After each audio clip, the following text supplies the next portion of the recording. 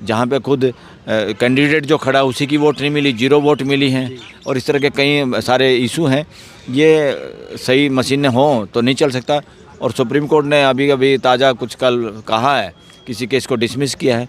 अरे लोग तो आते हैं यहाँ पर ताकि संवैधानिक कोर्टें संविधान की रक्षा कर पाएँ, करनी चाहिए तो खुद ही। और फिर लोग आते हैं एप्लीकेशन लेके, तो उस पर तो कम से कम मौका होता है सुप्रीम कोर्ट के पास, हाई कोर्ट के पास कुछ कार्रवाई करने के लिए।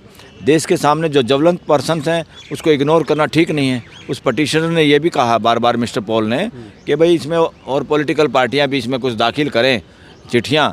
उसको कोर्ट को चाहिए था, कोर्ट कर सकती थी कि हाँ भाई इस बारे में और किसी को भी शिकायत हो, एक ही बार इस झंझट को हम निपटाते हैं देश के लिए। ये समस्या है, बार बार ये बात। जिन्हें भी कह दिया अब ईवीएम हटाओ यात्रा शुरू की जाएगी, कल ही ऐलान कर दिया कि बैलेट से चुनाव कराना। मुझे लगता है जुडिशियल को पता है, कॉन्स्टिट्यूशन जुडिशियल को पता, हाई कोर्ट और सुप्रीम कोर्ट के जजों को पता है कि देश बैलेट पेपर से चुनाव चाहता है। मगर क्यों जुडिशरी में हिम्मत नहीं है कि इस तरह के मैटर को डिसाइड करने की और देश हित में उसको समय देने की उस मैटर को, और उस मैटर में सबके लिए ऑल स्टेक होल्डर्स को बुलाने की, भाई ऑल पॉलिटिकल पार्टी इस बारे में क्या कहना चाहती कहें। ये ज़रूरी है कोई पॉलिटिकल पार्टी को देश में यात्रा निकालनी पड़े और धरने जुलूस देने पड़े, उससे देश का नुकसान होता है या यहाँ पटिशन सुनने से नुकसान होता है? यहाँ पटिशन सुन लिया जाए और सारी पॉलिटिकल पार्टियों की राय जान ली जाए तो सुप्रीम कोर्ट इस पर डायरेक्शन दे सकती है और देनी चाहिए कि बैलेट पेपर से चुनाव हो। सर क्या वजह थी कि बैलेट की याचिका को खारिज किया गया? क्या क्योंकि अब नए सीजीआई से उम्मीद थी लोगों को? नहीं, मैं इसमें वजह क्या बताऊं, वो तो जिनके सामने याचिका थी, जजों का क्या मूड था, क्या उनके दिमाग में है, उनको पता होगा। मगर मैं जज सुप्रीम कोर्ट का होता तो तुरंत उस याचिका को एक्सेप्ट करता और सबको ये कहता है, जितनी पॉलिटिकल पार्टी हैं, इस हम मुद्दे को ख़त्म करते हैं इस देश से। इस देश में जो घर्षण चल रहा है, जो डिस्कशन चल रहा है, जो डिबेट्स सोशल मीडिया पे चल रहे हैं, जो बार बार इसमें शिकायतें आ रही हैं, बार बार एलिगेशन काउंटर एलिगेशन हो रहे हैं, इसको हम निपटारा करते हैं और सब पार्टियों को बुला के उसमें लेते हैं। अगर लगता कंट्री की पॉपुलेशन मेजॉरिटी इस बात के हक़ में है तो वी डिसाइड, तो मैं अगर सुप्रीम कोर्ट का चीफ जस्टिस होता इमीडिएटली इसको डिसाइड करते। तो इन सीजीआई साहब में क्या दिक्कत है, आप की तरह नहीं सोच पा रहे हैं? भाई मुझे क्या पता क्या नहीं सोच पा रहे, क्योंकि मैं तो सारे जजों के आफ्टर रिटायरमेंट के बाद एम्प्लॉयमेंट के खिलाफ हूँ। ये वो कानून रद्द होना चाहिए। मैं मास्टर ऑफ रोस्टर को करप्शन का अड्डा कहता हूँ, ये ख़त्म होना चाहिए। सारे जज मिल के फैसला करें कौन केस किसके सामने लगेगा। मैं सुप्रीम कोर्ट में वकीलों को सीनियर एडवोकेट डेजिग्नेट करते, मैं इस गोरख धंधे के खिलाफ हूँ। ये तो लोग बताएंगे ना कौन वकील मजबूत है, कौन उनके पक्ष की बात करता है, कौन देश के लोगों के पक्ष, कौन कानून जानता है। ये तो लोगों को देखना है, जजों को थोड़ा देखना है। तो अंग्रेज़ों वाले जो मामले थे, मैं सुप्रीम कोर्ट में चाहता हूं कि यहाँ एसी के बढ़ाने के लिए, ग्लास लगवाने के लिए सुप्रीम कोर्ट में आप कंट्रीब्यूट कर रहे हो देश में पोल्यूशन बढ़ाने के लिए। दिल्ली सबसे पोल्यूटेड सिटी है और आप संविधान एसी को बड़ा मुद्दा आप बना रहे हैं। मुद्दा ही है ये, ड्रेस कोड नहीं बदल पा रहे ये लोग, बार काउंसिल और क्या दिक्कत है इसमें? अरे भाई ये ज़्यादा पहनेंगे तो हमें टेम्परेचर कम चाहिए ना, टेम्परेचर कम चाहिए तो एसी चाहिए। इसीलिए तो सुप्रीम कोर्ट के सामने देखो शीशे लगाए हैं कॉरिडोर में। चाहते हैं कि गर्मी के महीने में सफ़ेद ड्रेस हो जाए, कुछ का शोषण मैं नहीं कह रहा, वो ड्रेस हो जो गर्मी में आराम से पहनी जा सके, सर्दी में वो हो जो सर्दी में पहनी जा सके। ऐसी ड्रेस कोड से भी हम अपना बहुत पैसा और बहुत पोल्यूशन देश में होने से बचा सकते हैं, बहुत धरती को बर्बाद होने से बचा सकते हैं। अब सुप्रीम कोर्ट हाई कोर्ट हैं भी जिम्मेदार हैं इस काम के लिए। सर बैलेट की याचिका को जिस तरीके से खारिज किया गया, इसमें कहा जा रहा है कि एलन मस्क साहब के कथन को भी लाया गया, उछाला गया, लेकिन उसे भी मानने से इनकार कर दिया गया। बड़े टेक्नोक्रेट हैं, कहते हैं कि भाई ये मशीन को हैक किया जा सकता है। मैं ये कह रहा हूँ ये अच्छा चांस सुप्रीम कोर्ट के सामने आया था, एक इशू को डिसाइड करने के लिए सुप्रीम कोर्ट ने वो मौका गंवाया है। सुप्रीम कोर्ट ने मौका गंवाया, ये अच्छी बात नहीं है, ना देश के लिए, ना संविधान के लिए, ना संवैधानिक कोर्टों के लिए, ना सुप्रीम कोर्ट के लिए। सर क्या एक ही मार्ग है आंदोलन, जन आंदोलन? यस, लास्ट में तो अगर किसी काम को पॉलिटिकल पार्टी जिसकी जो सत्ता में जो अभी जिम्मेदारी जिन लोगों की है, इनको बिना आंदोलन के अपने आप पता रहता है कि देश क्या चाहता है, इनको बदलाव करने चाहिए। अगर बदलाव नहीं करते उस डेमोक्रेसी में, उस हिसाब से बदलाव करने के मूड में लगते नहीं ये लोग, क्योंकि पार्लियामेंट के अंदर ही नहीं बोलने देते। पार्लियामेंट में स्पीकर और सभापति भी मुझे तो ऐसे ही नज़र आते हैं। They are not doing their duty in favour of constitution democratic principles. वो जो ही बोलना चाहते हैं उनको पता नहीं क्या डर लग रहा है। और बार बार मैंने सुना स्पीकर को कहते हुए आप प्रधानमंत्री की इज्जत करो। वो सिखाएंगे क्या लोगों को? एमपी को पता नहीं कि प्रधानमंत्री क्या होता है और उसकी इज्जत कैसे करनी होती है। और प्रधानमंत्री झूठ बोले और प्रधानमंत्री बकवास करे, उसका जवाब कैसे देना है, ये हमारे देश के एमपीओ को पता नहीं क्या? स्पीकर को पीएम बकवास करते हैं? हाँ, पीएम बकवास करते हैं। नहीं नहीं नहीं, अरे गलत बात करते हैं, हिंदू मुसलमान की बात करते हैं, कुछ और बात करते हैं, और अडानी के नाम से डरते हैं। अडानी की बात आने पे उनको क्या चिंता होती है? इस देश का हर आदमी नागरिक बराबर है प्राइम मिनिस्टर पद के सामने। वो किसी को फेवर क्यों करते हैं? अगर फेवर करते हैं तो बताने चाहिए, अगर फेवर नहीं करते तो डरना नहीं चाहिए, और फेवर नहीं करते तो भागना नहीं चाहिए, सुनना चाहिए।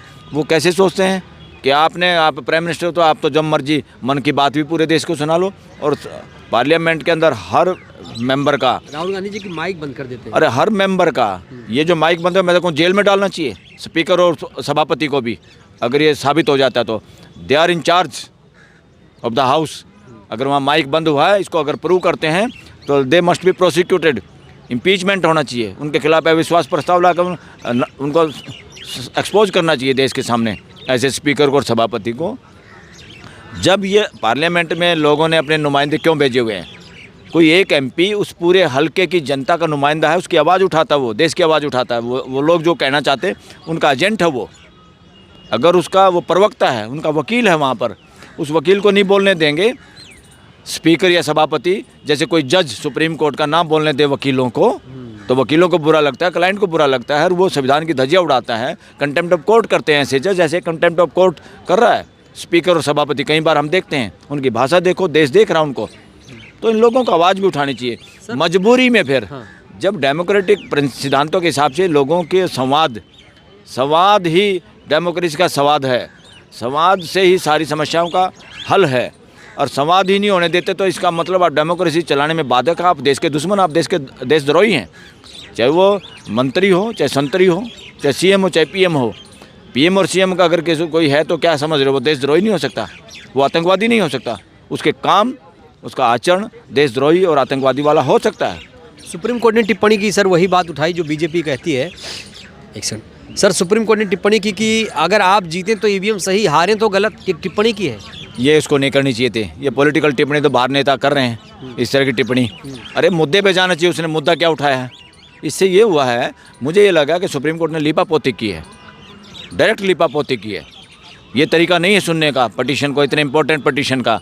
और जो पटिशनर था वो कोई साधारण आदमी भी नहीं था, हाँ ये लर्नद आदमी था, वो पूरे विश्व लेवल की उन्होंने बात की है वहाँ पर। तो आप ऐसे नहीं कर सकते, आप किसी को इग्नोर नहीं कर सकते उसको देख के। जब यहाँ कांग्रेस पार्टी लेके आएगी तभी आप सुनोगे क्या? इस देश का हर सिटीजन प्राइम मिनिस्टर है, इस देश का हर सिटीजन राष्ट्रपति है, इस देश का हर सिटीजन चीफ जस्टिस है। आप लोगों को ऐसे हल्के में कैसे ले सकते हो? मौका गंवा दिया सुप्रीम कोर्ट ने। अब देखो, अब कांग्रेस कह रही है हम जन आंदोलन करेंगे, वो करेंगे। अरे तुम पहले सुप्रीम कोर्ट को आओ, पहले तुम क्यों रहे? जब यहाँ लोग पटिशन फाइल करते रहे, तुम उसमें पार्टी नहीं बने, क्या डर सता रहा था आपको? क्यों इतने कमज़ोर थे? ये देशद्रोही काम है अगर अपोजिशन भी चुप बैठती है।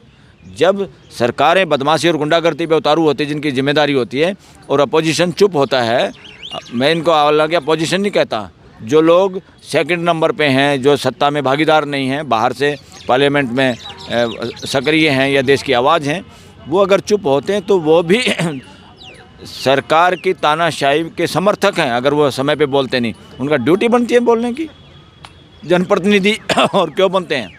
यानी सर जो उम्मीद थी अब देश की टूट गई कि भैया बैलेट से चुनाव नहीं हो पाएगा, क्या लगता है सर? ना बैलेट से चुनाव होगा, किसी की ताकत नहीं। ये सारा का सारा इनकी अपोजिशन में जो लोग बैठे हो ना, पुराने मैं भी इसको क्या भाषा यूज़ करूं, ये पुराने गली सड़ी मानसिकता वाले लोग, जो पुराने टाइमों में भ्रष्टाचार का पैसा कमाए हुए लोग, जिस भी पॉलिटिकल पार्टी में, कांग्रेस में भी काफ़ी लोग हैं ऐसे, और बाकी पार्टियों में भी है। जब तक ये खुड्डे लाइन नहीं लगेंगे, इस अपोजिशन में कोई दम नहीं आएगा। न ये देश की बात कर सकते, न ये जनता के बीच में जा सकते। ये सारी कमजोरी है कांग्रेस में। तो कुबाड़ा है, सारा कुबाड़ साफ करना पड़ेगा, खरपतवार। वो पुराने लोग जो भ्रष्टाचार का पैसा खा खा के बूढ़े हो चुके हैं, वो अभी भी कब्जा जमाए बैठे हैं कांग्रेस में। कहा जरा राहुल को फ्री हैंड नहीं दिया गया, ऐसा कुछ? जिस तरह से बीजेपी पे कब्जा है अमित शाह का, नरेंद्र मोदी का, या एक आधा और उनका चेला चाटा होगा, इसी तरह से कब्जा है कांग्रेस पे भी कुछ पुराने लोगों का। वो बैठे हुए हैं, जब तक वो या तो खुद नहीं छोड़ दे, या उनको भगाया नहीं जाए, या वो मर नहीं जाएंगे, जब तक कांग्रेस में दम नहीं आएगा। इन लोगों को गली सड़ी मानसिकता वाले लोग और पुराने लोग जो भ्रष्टाचार सुप्रीम के कोर्ट कब दम दिखाएगा इस बड़े मुद्दे पे? सुप्रीम कोर्ट जब दम देखा, जब देश की पॉलिटिक्स दम दिखाएगी, अपोजिशन दम दिखाएगी और देश के लोग सड़क पे आ जाएंगे। चलिए, तो सड़क पर आने की तैयारी हो चुकी है। आपको बता दें, ईवीएम हटाओ यात्रा की शुरुआत होने जा रही है, जन आंदोलन होने जा रहा है, क्योंकि सुप्रीम कोर्ट से बैलेट से चुनाव कराने वाली याचिका को खारिज कर दिया गया। कैसी लगी ये बातचीत? अपनी प्रतिक्रिया दीजिए। बहुत बहुत शुक्रिया।